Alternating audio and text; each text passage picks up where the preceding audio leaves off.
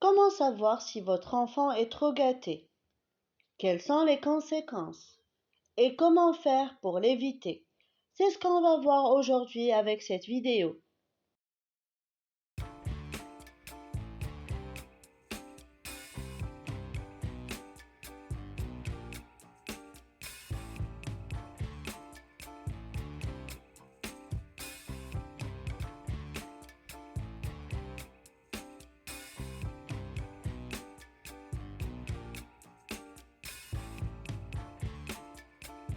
Alors, un enfant trop gâté est un enfant qui n'a pas appris à gérer sa frustration quand il n'a pas ce qu'il veut. Si l'enfant a eu l'habitude d'avoir ce qu'il voulait quand il le souhaitait, ce dernier n'a pas appris à gérer sa frustration par rapport aux choses qu'il n'a pas obtenues. Cet enfant n'a pas appris à valoriser ce qu'il avait, ni à apprécier les choses les plus simples, car il a eu tout ce qu'il voulait sans effort. Quels sont les comportements d'un enfant trop gâté? Alors, l'enfant trop gâté peut être poli avec les autres et impoli avec ses parents.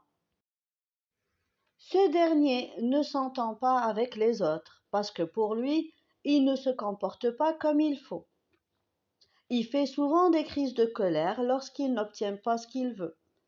Il n'aime pas les activités où il y a de la compétition. Il traite ses parents comme si c'étaient ses copains. Comme par hasard, c'est un enfant qui n'a pas confiance en lui. Il se rebelle face à toute forme d'autorité. Il se plaint souvent qu'il s'ennuie. Sur du long terme, cet enfant va développer de la rancœur et même de l'agressivité. Car pour lui, c'est qu'avec de la force qu'on obtient ce qu'on veut. Ça peut donner des adultes frustrés et colériques. Comment éviter ça? Commencez quotidiennement à mettre l'accent sur les bons moments de la journée. Au début, votre enfant va vous dire non, mais à force, il va apprendre à lister ses moments positifs. Lui apprendre à avoir de la gratitude par rapport à un cadeau qu'il a reçu ou une surprise. Invitez-le à dire ce qu'il ressent et d'aller remercier la personne qui a déclenché ça chez lui.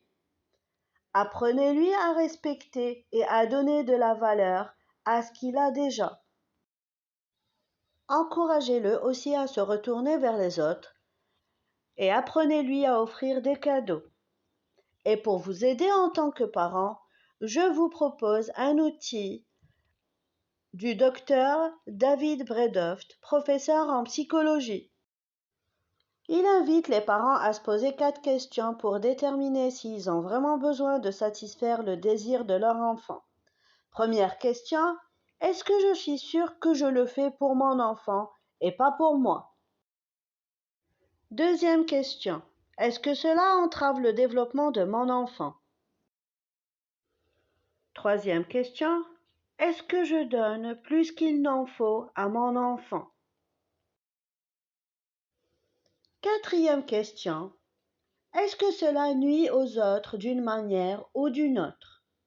Si vous avez répondu oui à la première question et non aux autres, alors tout va bien. Voilà, c'est tout pour aujourd'hui. En attendant la prochaine vidéo, n'oubliez pas, chers parents, de vous abonner à la chaîne et n'oubliez surtout pas que ce que vous faites avec vos enfants est exceptionnel. Allez, à très bientôt. Ciao, ciao.